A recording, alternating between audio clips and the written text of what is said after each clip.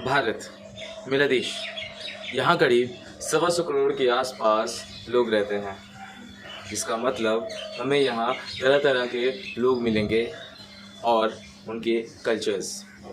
तो मैं Debashish Ghosh from the heritage academy आप सभी को अपने इस छोटे से ब्लॉग में अपने देश को दिखाने की कोशिश करूँगा। तो without further delay let's get started and stay tune till the end.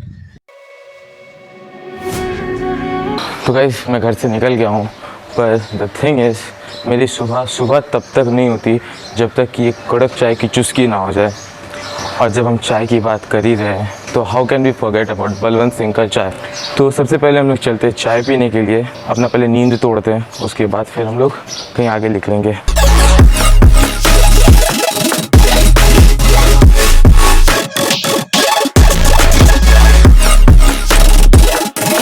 Finally हम आ पहुँचे हैं बलवंत सिंह ईटिंग हाउस।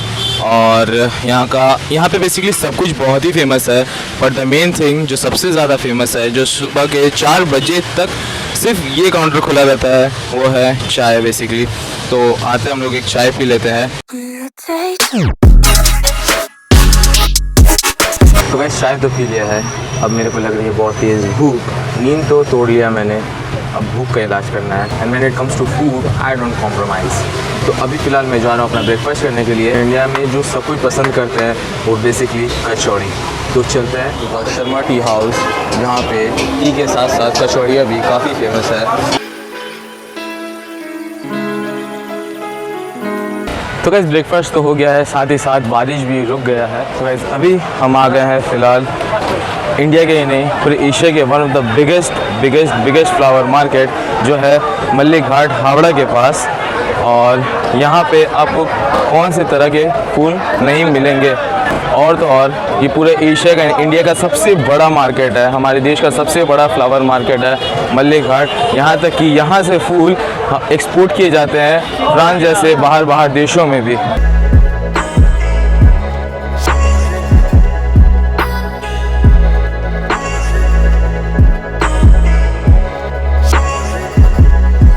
तो गाइस एक रिकॉर्ड तो आपने देख ही लिया मेरे देश का, एक और सबसे बड़ा रिकॉर्ड है जो मेरे देश का ही नहीं, ये पूरी एशिया का सबसे बड़ा बुक मार्केट है। यहाँ पे आपको दुनिया की हर एक किताब आपको मिल जाएगी, ए टू लेके जेड। तो गाइस मैं घूमते घूमते आ गया हूँ कॉलेज स्ट्रीट की इन गलियों में, जहाँ पे आपको हर एक बुक आपको मिल जाएगा, चाहे वो कोई भी बुक हो, मेडिकल से लेके लॉ से लेके इंजीनियरिंग, कोई भी बुक हो उसके यहाँ पे बुक्स मिल ही जाते हैं।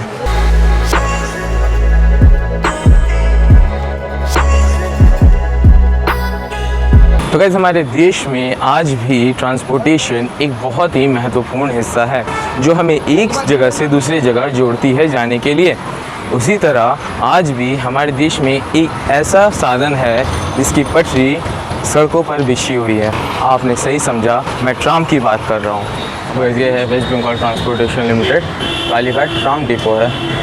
और इसके अंदर सब ट्राम अभी स्टैंड में आज शायद नहीं निकला है ट्राम, यहीं से सारे ट्राम्स निकलते हैं। जैसे कि आप देख पा रहे हो रोड के ऊपर पटरियाँ बिछी हुई है।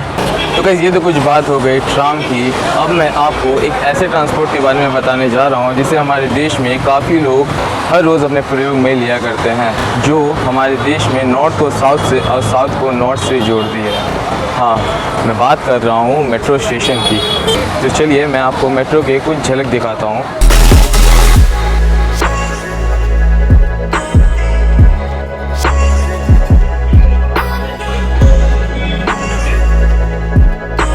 तो चलिए अब हम हमारे देश के कुछ महान फ्रीडम फाइटर्स के बारे में बात कर लेते हैं। वैसे तो हमारे देश में काफ़ी महान फ्रीडम फाइटर्स थे, उन्हीं में से एक जो आज भी अमर है।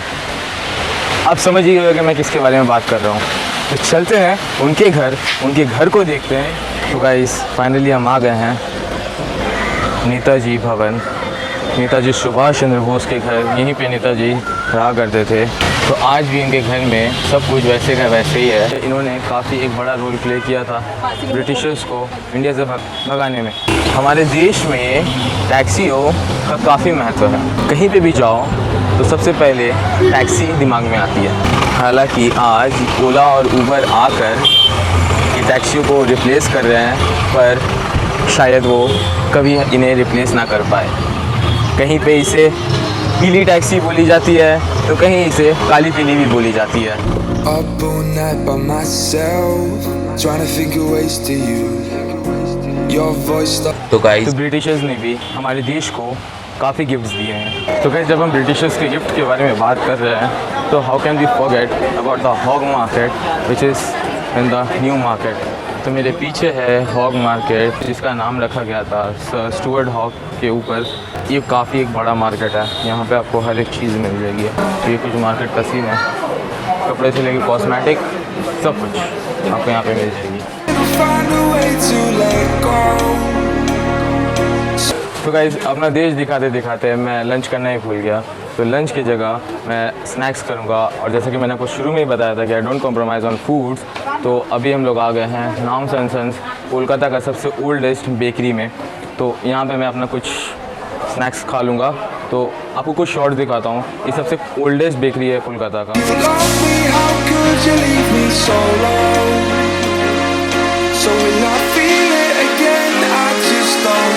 तो गाइस, ब्रिटिश के उन गिफ्टों में से एक बहुत ही सबसे ख़ास गिफ्ट है मेरे पीछे, जो कि है हावड़ा ब्रिज।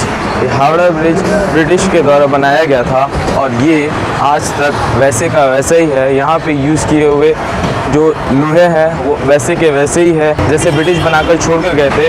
और सबसे ख़ास बात यह है कि इस लोहे में आज तक एक जंग भी नहीं लगा है। और साथ ही साथ हावड़ा ब्रिज के दोनों साइड, उस साइड भी और इस साइड भी, हमें माँ गंगा मिल जाती है।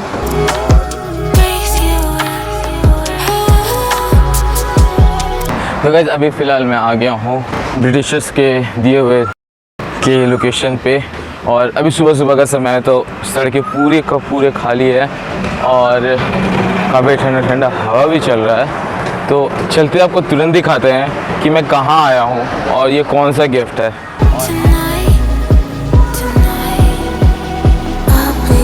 तो गाइस, मैं फाइनली पहुँच गया हूँ उस लोकेशन पे, और वो है प्रिंसेप घाट, जो कि जेम्स प्रिंसेप के नाम पे बनाया गया था। और ये पूरा ग्राउंड है, पीछे फुटबॉल खेला जा रहा है। प्रिंसेप घाट के ऊपर ठीक सेतु ब्रिज है और इसके पास में गंगा घाट है।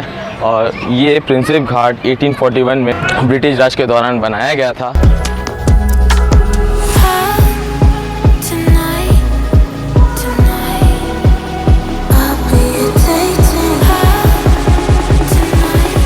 तो गाइस, अभी फ़िलहाल आ गए हैं ब्रिटिशर्स के दिए हुए एक आखिरी गिफ्ट। वैसे गिफ्ट तो उन्होंने बहुत दिया है हमें, बट ये कुछ ज़्यादा ही फेमस है और हम सबको ये सबसे ज़्यादा ही प्यारा है। और ये एक रानी का महल था। It is Victoria memorial. एक रानी विक्टोरिया का ये महल था। और अब तो टाइम हो गया बंद होने का, नहीं तो मैं आपको अंदर जाके दिखाता।